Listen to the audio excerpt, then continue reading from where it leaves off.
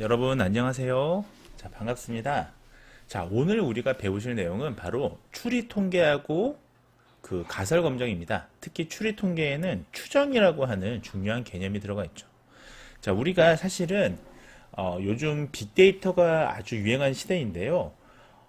조금 더 나아가서는요, 여러분들 앞으로 한 10년 이내에는 빅데이터만 쓰는 게 아니라 자, 빅데이터와 스몰 데이터의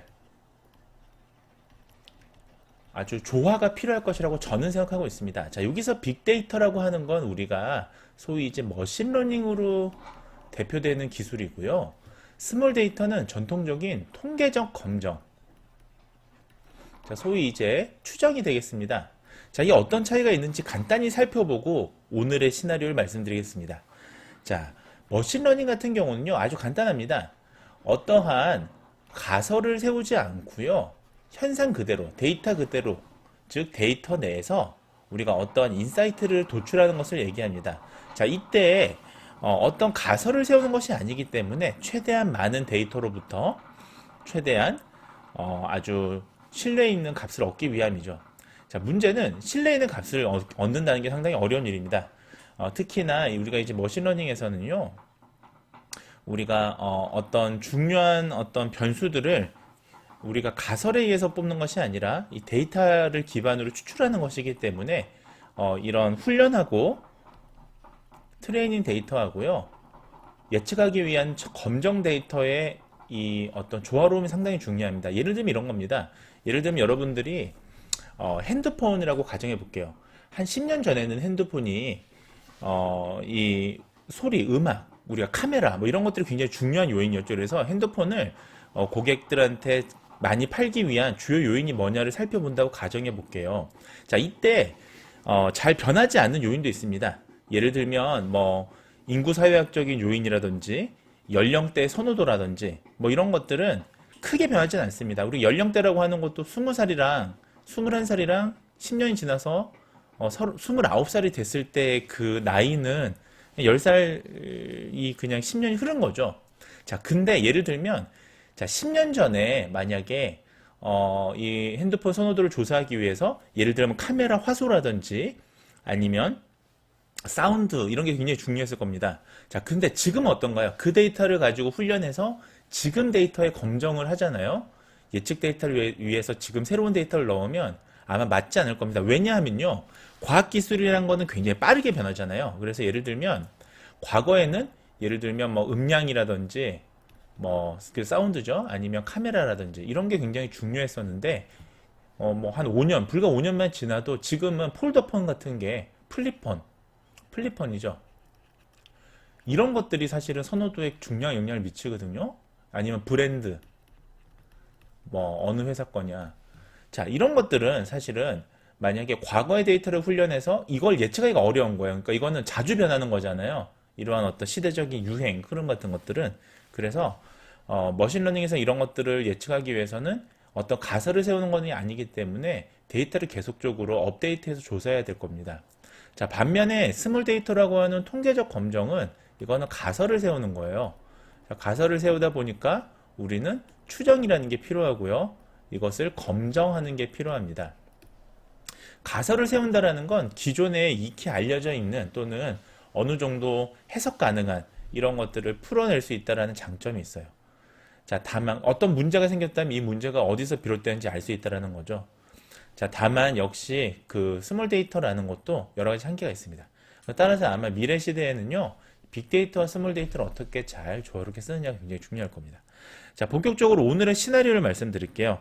자, 오늘의 시나리오는 여러분들이 자, B라는 기업에 있다고 가정해 볼게요. 자, 여러분들은 B 기업의 사원입니다. 그래서 우리가 인사 데이터를 분석하고요, 효과성과 효율성을 우리가 확인한 후에 업무에서 우리가 통계적인 활용을 하려고 해요. 자, 실제로 이런 이유 때문에 이런 통계나 데이터 사이언스 분야가 취업이 잘 되죠. 자, 그러기 위해서 우리가 뭘 알고 싶냐면, 예를 들면 부서별 업무 만족도라든지요, 그 다음에 퇴사율. 자, 부서마다 퇴사율이 다르다면 도대체 이유가 뭔지 밝혀야겠죠. 그 다음에 어떤 교육 프로그램의 효과,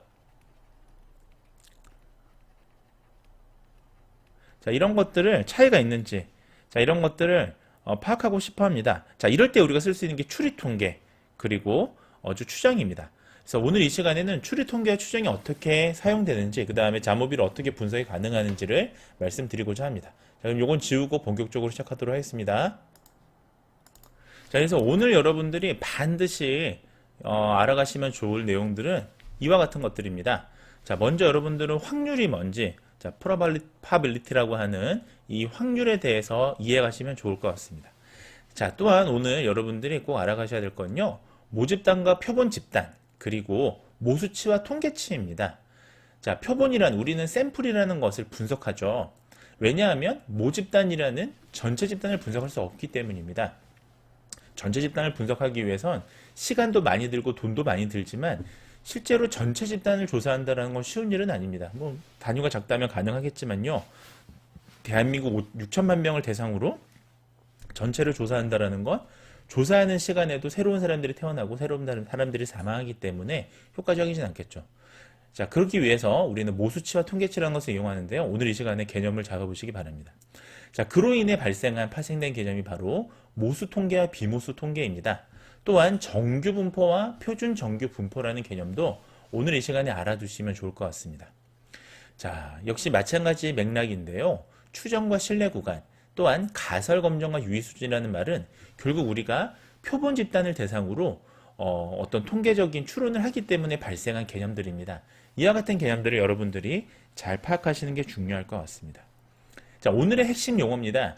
자, 여러분들 표집, 표본 추출, 표집 오차, 자, 이와 같은 것들에 대해서 여러분들은 개념을 확실히 잡아놓을 필요가 있습니다. 자, 마찬가지로 모수, 모수치, 통계치, 추정치라는 말도 마찬가지고요. 자, 그 다음에 마찬가지로 정규분포, 표준 정규분포, 그리고 Z값이라는 게 있는데 뒤에서 살펴보시도록 하겠습니다. 또한 우리가 추정을 위해서는 또는 통계적인 가설을 검증하기 위해서는 영가설, 대립가설이라는 또 새로운 낯선 용어들이 있을 텐데요. 오늘 저와 함께 뒤에서 하나씩 살펴보시도록 하겠습니다. 자, 그러면 본격적으로 추리 통계라는 것부터 말씀을 좀 드리도록 하겠습니다. 우리가 기술 통계가 평균이라든지요, 대표값을 이용해서 수집된 데이터의 속성을 이해하는 방법이라고 가정한다면요, 여러분들 추리 통계는 자, 수집된 데이터의 분석 결과를 토대로요, 제가 한번 여기 써보겠습니다. 추리 통계란 게 뭐냐, 결론적으로. 자, 수집된 데이터의 분석 결과를 토대로요. 자, 큰 집단이라든지, 여기서 말하는 이제 큰 집단이 모수가 되겠죠. 모집단이 되겠죠. 큰 집단이나 어떤 상황에 대해서, 상황이라는 것도 일부 상황을 이제 전체 상황으로 확대하는 걸 얘기합니다. 자, 상황에 대한 이해나 추론을 얘기합니다. 이것을 우리가 추리 통계라고 합니다. 앞서 보셨던 기술 통계랑은 다른 거죠. 자, 기술 통계는 우리가 앞서 보셨던, 자, 반대 개념이라고 표현할게요. 기술 통계는 제일 중요한 건 대표값을 찾는 거였잖아요. 자, 대표값은 우리가 뭐 평균이라든지 뭐 표준 편차 등등 이런 것들이었습니다. 근데 추리 통계는 그게 아니라 우리가 수집된 데이터를 통해서 우리가 알고 싶은 전체 데이터의 값으로 확대 해석하고 싶은 거예요. 자, 그래서 우리가 기술 통계에서 추리 통계로 나아가기 위해서는요, 확률에 대한 이해가 필수적입니다. 그래서 우리가 확률이라는 거는 특정 사건이 일어날 수 있는 경우의 수를 모든 경우의 수로 나눈 값을 얘기합니다. 자, 그래서 우리가 통계에서 확률이라는 건요, 이렇게 생각하시면 편할 것 같습니다. 자, 한 번의 시행으로 발생한 결과가 같은 조건에서 다시 시행하더라도 우리가 같은 결과를 볼 가능성, 그것을 우리가 확률이라고 합니다. 다시 얘기하면요, 한 번 시행한 결과이지만 우리가 실험을 통해서 한 번 시행했지만 이것이 100번 시행했을 때 이런 결과가 몇 번 나타날 것이냐, 이런 것들이죠. 자, 예를 들면요, 우리가 유의 수준이라는 게 뒤에서 말씀을 드릴 텐데 0.05라는 건 반대로 얘기하면, 자, 100번 중에 5번이란 뜻입니다. 그쵸? 100분의 5를 하면 0.05가 되겠죠? 그러면 이 얘기는 뭐냐면요, 오차가 0.05 이하라는 뜻이잖아요. 유의하지 않은 확률이요. 자, 그렇다면 이 얘기는 자, 100번 제가 이 실험을 했을 때 최소한 95번은 같은 결과를 보일 확률이다라는 의미예요. 즉 우리가 추론 통계라는 거는 결과적으로 동일 조건에서 예를 들면 100번 우리가 시행했을 때 이것이 나타낼 확률, 결과가 얼만큼 보일 것이냐. 그러니까 지금 관찰된 결과가 이렇게 계속 이어져야 사실은 이것이 의미 있는 실험이라 볼 수 있잖아요. 또는 의미 있는 어떤 그런 그 수행이라 볼 수 있잖아요. 그런 것들을 검증하는 것들입니다. 자, 그래서 이때 우리가 두 가지 아주 중요한 개념이 필요한데요. 하나는 바로 모집단이라는 개념이고요. 하나는 표본이라는 개념입니다. 자, 예를 들면 여러분들 생각해 보세요. 만약에 우리가 전체 집단을 다 조사할 수 있다면 굳이 표본이라는 건 필요가 없을 겁니다. 자, 그런데 거의 대부분의 조사라든지 실험에서 전체 집단을 대상으로 할 수는 없을 거예요. 예를 들면 우리나라 6천만 명의 인구가 있다고 가정했을 때 6천만 명을 대상으로 어떤 조사를 한다는 건 정말 어려운 일입니다. 자, 그래서 우리는 표본이라는 것, 즉 이 6천만 명을 대표할 수 있는 일부 집단을 우리가 뽑아서 이 집단을 분석해서 우리는 결과값을 확대해서 이제 해석하려고 하죠. 자, 이때 여러 가지 용어들이 나오는데요. 자, 모집단이라는 용어가 나옵니다. 연구하고자 하는 전체 대상을 우리는 모집단이라고 합니다. 모집단을 가지고 하는 조사를 우리가 모수 조사라고 하는데요. 자, 모집단을 대상으로 하는 조사는 물론 있긴 있습니다만 아주 많지는 않습니다. 대표적인 게 주택 가구 총조사. 자, 이런 것들은 우리가 지금 집이 있느냐 없느냐를 조사하는 건데 제가 집이 있을 확률, 없을 확률을 구하는 건 의미가 없잖아요. 실제로 지금 집이 있는 사람과 없는 사람을 빠르게 조사하기 위해서 전체 조사를 합니다. 자, 이런 것들은 사실은 인구 통계 같은 거죠. 우리나라 인구 통계가 7천만 명일 확률, 뭐 이런 걸 구할 의미는 없죠. 정확하게 우리나라 인구가 몇 명이냐가 중요한 거죠. 자, 이런 성격에서의 조사는 모집단을 대상으로 합니다. 자, 그러나 대부분의 조사는요, 즉 표본을 대상으로 집단을 추론하는 게 그 대표적인 방법들이 됩니다. 이것은 뭐냐면요, 모집단으로부터 추출돼서 모집단을 대표하는 대상의 하나의 군집이에요. 자, 중요한 건 모집단을 대표한다라는 건데요. 그러기 위해서는 이 표본, 아주 대표성이 있어야 할 겁니다. 자, 예를 들면 우리나라 6천만 명을 다 대상으로 조사할 수가 없으니까 6천만 명 중에서 6천 명만 조사하는 거예요. 자, 6천만 명 중에서 6천 명을 조사하는 겁니다. 자, 이때 한 명은 단순한 한 명이 아니라 우리나라 인구의 10,000명을 지금 대표하는 거잖아요. 따라서 이 6천 명이 고르게 잘 분포가 되어야 우리는 잘 추정을 할 수가 있을 겁니다. 자, 그러기 위해서 우리는 표집이라는 것을 합니다. 자, 개념 같이 알아두셔야 되는데요. 자, 이 표집이라는 걸 우리가 샘플링이라고 하는데, 자, 이것은 모집단의 일부 표본을 추출하는 것을 얘기합니다. 즉, 전체 집단을 대상으로 우리가 추출할 수가 없으니까 모집단의 일부 표본을 대상으로 아주 일반화할 수 있는 대표성이 있는 집단을 추출하는 것이죠. 자, 우리가 연구 결과를 모집단에 일반화할 수 있는지, 자, 이 여부를 우리는 외적 타당도라고 합니다. 자, 즉 일반화가 가능한지를 외적 타당도라고 해요. 우리가 외적 타당도를 잘 확보하려면요, 자, 모집단을 잘 대표하는 표본을 추출해야 됩니다. 자, 이때 즉 우리가 다시 정리하자면 표집이라는 게 상당히 중요한데요. 이때 표집할 수 있는 방법들은 지금 대표적인 건 다음과 같습니다. 자, 일단 확률 표집이라는 것은 뭐냐면요, 자, 우리가 확률 이론에 근거해서 모집단의 모든 개체들이 다 똑같은 확률로 뽑히고요.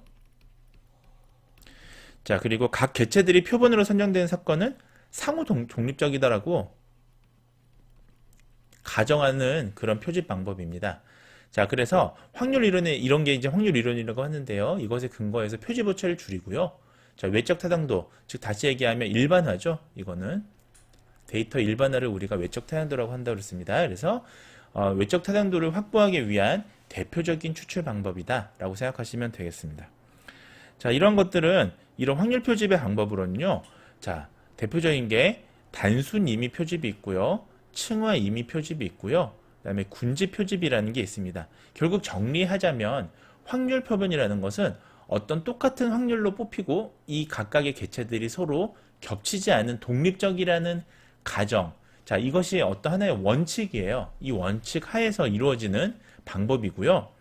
방법에 따라서는 뭐 단수 임의 표집, 층화 임의 표집, 군지 표집 등이 있는데 궁금하신 분들은 표집에 관련된 어떤 그 이론이나 아니면 또 다른 수업에서 들을 수가 있을 겁니다.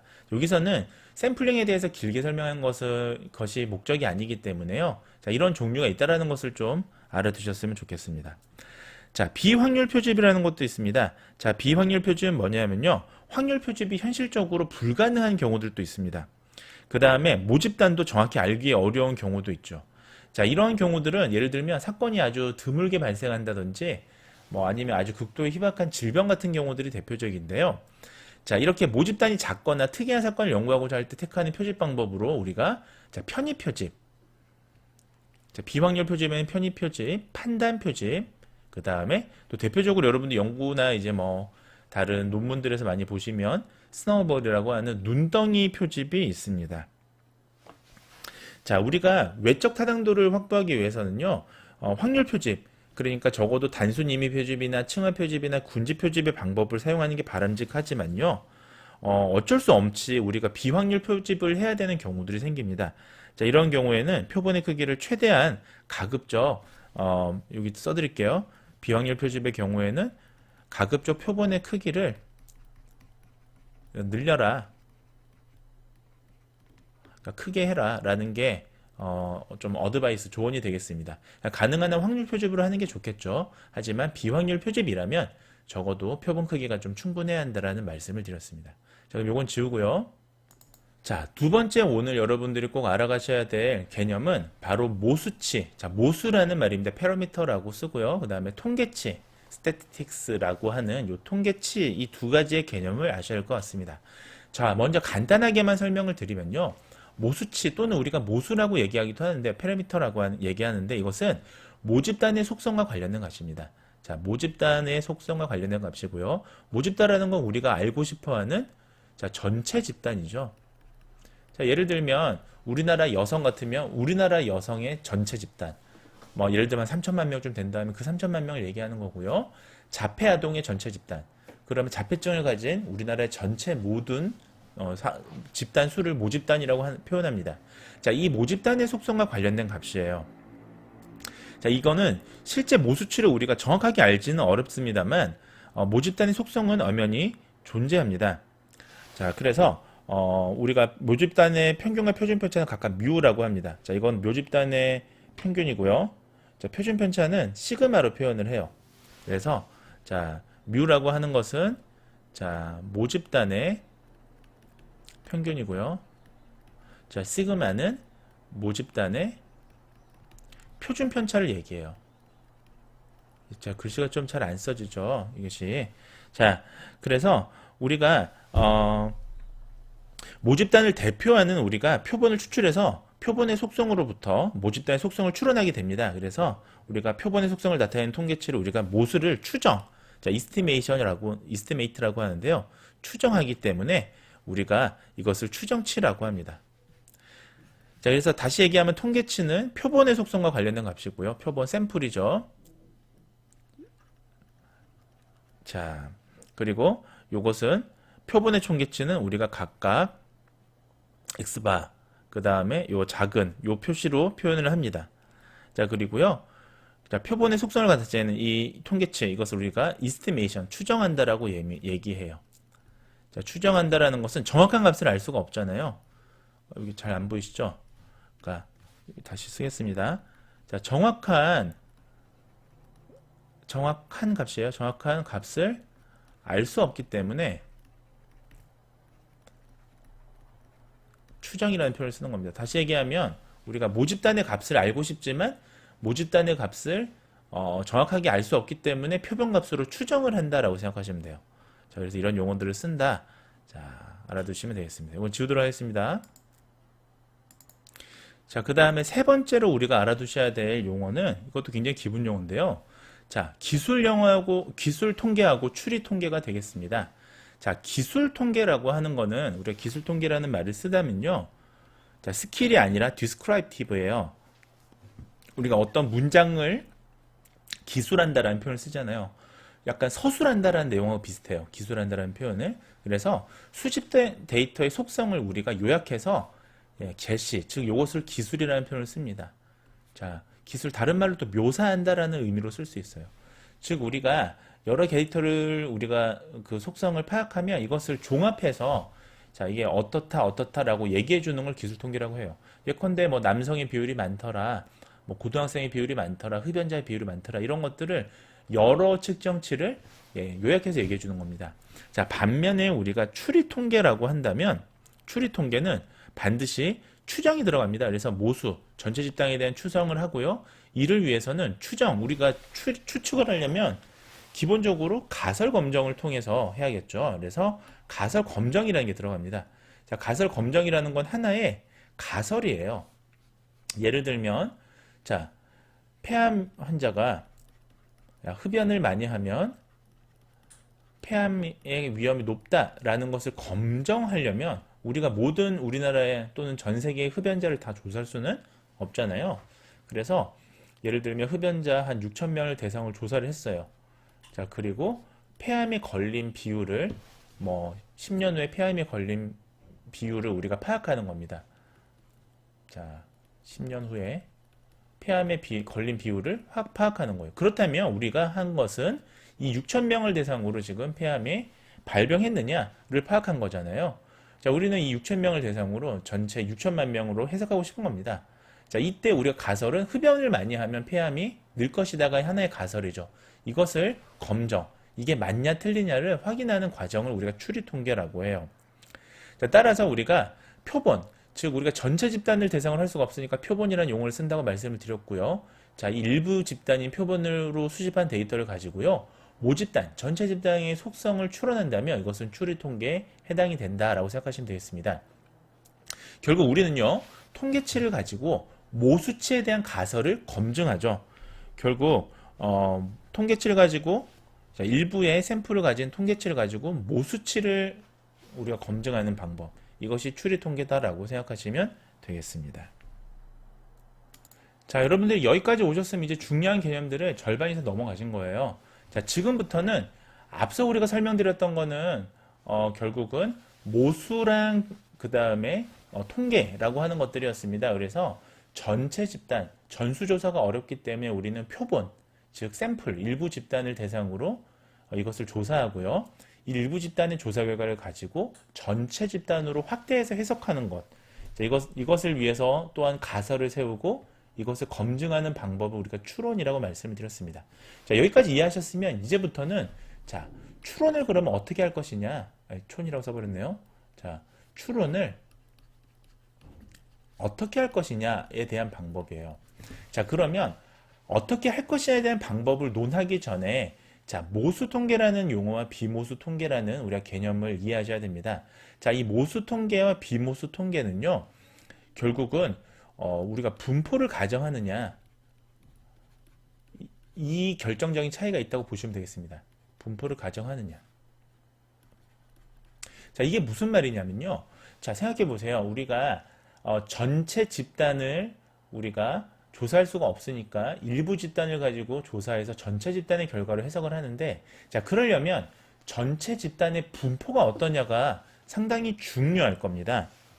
자, 그래서 모수 통계는요, 우리가 표본 데이터로부터 나온 통계치로 모수치를 추정하는 통계 방법인데요. 자, 그러기 위해서는 모수에 대한 분포를 알아야 돼요. 자, 즉 모수의 분포를 알 때 우리가 모수 통계를 쓴다라고 생각하시면 됩니다. 이게 왜 중요하냐? 생각해 보세요, 여러분들. 자, 예를 들면 제가 여러분들의 한 클래스에 클래스가 100명이라고 가정해 볼게요. 근데 100명의 우리가 그 성적을 다 알 수가 없으니까 제가 한 100개 반을 담당한다고 가정해 볼게요. 근데 100개 반에 100명의 대상들을 각각 대상으로 10,000명을 다 조사할 수가 없으니까 제가 한 반에 100명 중에 10명씩 뽑아서 제가 만약에 성적 분포를 보려고 해요. 자, 근데 제가 100명의 한 클래스 중에 10명을 뽑는 거는 이것이 바로 우리가 추리 통계에 해당이 되잖아요. 즉 샘플 표본을 뽑은 거잖아요. 근데 제가 분포를 이때 알아야 됩니다. 왜냐하면 A반은 예를 들면 다 평균이 98점이에요. 그래서 최저 점수가 예를 들면 90점이고 그 최고 점수가 100점에 몰려 있습니다. 즉 예를 들면 좀 상위권 반이 되겠죠. 근데 B반 같은 경우는 예를 들면 평균 점수가 48점밖에 안 돼요. 최고 점수도 60점이고요. 대체적으로 뭐 한 50점에 몰려 있습니다. 이 두 개의 지금 우리가 반에서 10명을 제가 각각 뽑아서 평균을 비교한다면 자, 지금 분포가 같지 않으면 사실은 의미가 없는 거예요. 자, 이건 제가 좀 극단적인 분포를 말씀을 드린 건데 몰려 있으니까 사실은 큰 의미는 없는데요. 예를 들면 뭐 A반은 1점부터 100점까지 다 1점 차이로 다 한 명씩 점수대가 분포가 돼 있고 B반은 그것이 아니라 예를 들면 98점, 99점 다 몰려있다고 가정해 봅시다. 이때 10명을 뽑는 건 큰 의미가 없죠. 분포가 너무 다르잖아요. 자, 이런 분포를 우리가 알아야 우리가 추정할 수 있는 그런 통계 분석 방법이 되겠습니다. 여러분들이 대표적으로 대부분의 추리 통계 방법은 우리가 확률이나 정규 분포를 가정한다면 그것은 모수 통계라고 보시면 돼요. 그래서 종속 변수가 우리가 종속 변수라는 건 Y 클래스 결국은 결과가 되는 변수였잖아요. 즉 원인 결과가 있으면 우리는 결과를 해석하고 싶어 하죠. 이 결과 변수가 비율 척도이거나 등간 척도로 측정된 경우에 실행이 됩니다. 자, 여기서 말하는 등간 척도도 셀 수 있는 척도라는 의미고요. 5점 척도, 4점 척도 그런 것이 아니라 자, 예를 들면 비율 척도랑 같은 의미라 보시면 돼요. 그냥 셀 수 있는 상수로 되어 있는 그런 척도를 얘기합니다. 자, 변수가 나타내는 모집단의 분포가 확률 분포로서 정규 분포로 있다라는 가정을 추정해야 됩니다. 자, 그래서 대부분의 여러분들이 그 스몰 데이터, 즉 통계적인 방법으로 데이터를 추정할 때 제일 먼저 하시는 거는 사실은 모집단의 분포가 정규 분포를 이루고 있느냐, 자, 이런 것들을 가정하고 이것을 이제 충족하는지를 살펴보는 게 이제 제일 첫 번째 하는 그 방법이 될 거예요. 딱 첫걸음이 될 거예요. 첫 단추가 될 거예요. 자, 왜냐하면 우리가 정규 분포를 이루고 있다는 가정을 충족하지 못한다면 모수 통계를 돌릴 수가 없기 때문입니다. 자, 두 개 이상의 모집단을 비교할 때 이들의 분산이 같다. 즉, 등분산성이다. 라는 가정 또한 충족해야 됩니다. 자, 분산이 다르다면, 자, 예를 들면 두 집단이 있는데, 이게 거꾸로 했네요. 그러니까 이렇게 할게요, 그냥. 한 집단은, 예를 들면, 분산이 이런 분산이고요. 한 집단은 이런 분산이라고 가정해 볼게요. 그러면 이 집단하고 이 집단하고는 사실은 비교하기가 상당히 어렵죠. 자, 이러한 것들이 가정이 되는 걸 모수통계라고 합니다. 자, 제가 말을 좀 어렵게 했는데 결과적으로 얘기하면요, 거의 모든 여러분들이 분석하는 통계 방법들은 모수통계에 기반돼서 하고 있습니다. 오히려 예외적인 게 비모수통계라고 보시면 되겠는데요. 자, 비모수통계는 뭐냐? 간단히 얘기하면 모수통계가 안 될 때 비모수통계를 사용하는, 모수통계 가정이 성립되지 않을 때 비모수통계를 사용한다라고 보시면 조금 더 편하실 것 같습니다. 자, 이건 정확하게 얘기하면요, 종속 변수가 명목 변수나 서열 척도로 측정된, 자, 질적 변수일 때 쓰는 거예요, 사실은. 자, 그래서 질적 변수일 때 택하는 통계 분석 방법이고요. 자, 모수통계 기본 과정인 모집단과 정규성, 등분산성 이런 것들이, 그러니까 정규성과 등분산성이 충족되지 않을 때 우리가 비모수 통계를 사용을 합니다. 자, 그러면 어떤 경우에 정규성과 등분산성이 잘 충족이 안 되느냐? 뭐 여러 이유가 있습니다만 대표적인 게 우리가 샘플 사이즈가 너무 작을 때 그런 경우들이 있어요. 자, 그래서 비모수 통계를 사실은 우리가 분석하는 여러 가지 뭐 이런 가정들을 다 검증하고 나서 비모수 통계를 선택하는 게 뭐 대표적인 뭐 방법이 되겠습니다만, 그렇지 않을 때에는 우리가 뭐 특히 의학 통계나 이런 분야에서는 표본수도 굉장히 중요해요. 그래서 예를 들면 표본수가 뭐 집단별로 10명 미만이라면, 네, 그럴 때는 비모수 통계를 분석하는 경우가 상당히 많이 있습니다. 자, 이 경우는 모집단 형태와 관계없이 분석하는 데이터의 직접 확률을 계산해서 통계적으로 검증합니다. 그러니까 이 얘기는 무슨 말이냐면, 우리가 모수 통계의 기본적인 개념은 이 표본이라고 하는, 우리가 전체 집단을 알 수 없으니까 일부 집단이라고 하는 이 표본의 평균이라든지 표준 편차를 구해서 이것을 전체 집단으로 우리가 추론하는 거거든요, 확대해서. 근데 비모수 통계는 그렇게 할 수가 없어요. 왜냐하면 분포를 모르기 때문에, 분포를 가정하지 않고 돌리기 때문에 그냥 직접적인 데이터에서의 우리가 뭐 크고 작다 정도만 파악을 할 수 있습니다. 그러다 보니까 비모수 검정은 크다 작다 이런 것들을 단순 표기하기 위해서요. 부호라든지 순위를 통해서 순위라고 하는 그런 표현 방식을 통해서 우리가 계산을 합니다. 예를 들어 볼게요. 우리가 모수 검정에서 자, 위에 이거 모수 통계요. 모수 통계에서 예를 들면 30, 31, 29가 있고요. 15, 15, 17 있으면 우리는 이걸 평균을 구하잖아요. 3명의 평균 다 합산해서 평균을 구하면 이것은 30이 될 거고요. 자, 이것은 한 16 정도 되겠죠. 자, 그러면 30이 16보다 크기 때문에 우리는 이건 평균도 구할 수 있고 표준 편차도 구할 수 있습니다. 자, 이 A라는 집단이 B라는 집단보다 더 크다라고 얘기를 하는 건데 비모수 검정은 그게 아니고요. 비모수 통계는 예를 들면 31, 그 다음에 30, 29, 그 다음에 30, 10 이렇게 있으면 자, 우리가 그 모수 통계로 검정했으면 이거의 평균을 구하면 되거든요. 근데 그게 아니라 부호로 해요. 부호나 순위로. 그냥 일단 제가 부호로 한번 해볼게요. 여러분들 이해하기 쉽게 부등호로 하겠습니다. 얘가 더 크죠? 얘가 더 크죠? 얘가 더 크죠? 자, 근데 이래서 이 세 번 다 얘가 더 크다 이렇게 표시를 하는 거예요. 자, 근데 문제는 보시면 자, 요 간격이 얘는 29개나 되고 얘는 간격이 1밖에 안 되고 얘는 간격이 20이 되는데도 불구하고 얘들은 다 서로 양적인 비교가 정확하게는 불가능한 겁니다. 이 데이터 내에서는. 그냥 다 크다가 돼버리는 거예요. 자, 그러다 보니까 추론할 필요가 없기 때문에. 그래서 이것은 우리가 얻는 정보가 상실되는 정보가 더 많죠. 왜냐하면 이거는 각각의 크기까지도 세부적인 정보를 이거는 그냥 절대적인 비교를 해버리니까 상대적인 비교를 해버리니까 이 값에 대한 정확한 추론이 어렵습니다. 그래서 가능하다면 표본수가 많다면 비모수 통계를 돌리시게 되면 우리가 얻을 수 있는 정보가 많이 사라지기 때문에요. 가능하다면 모수 검정을 돌리시는 게 훨씬 좋습니다. 자, 서열적 또는 본질적으로 질적 데이터지만요. 서열이라는 게 어느 정도 세분화되어 있으면 우리가 정규 분포에 가까우면 그냥 모수 통계를 사용하기도 한다라는 거 정도 알아두시면 되겠습니다. 자, 이거 지우고요.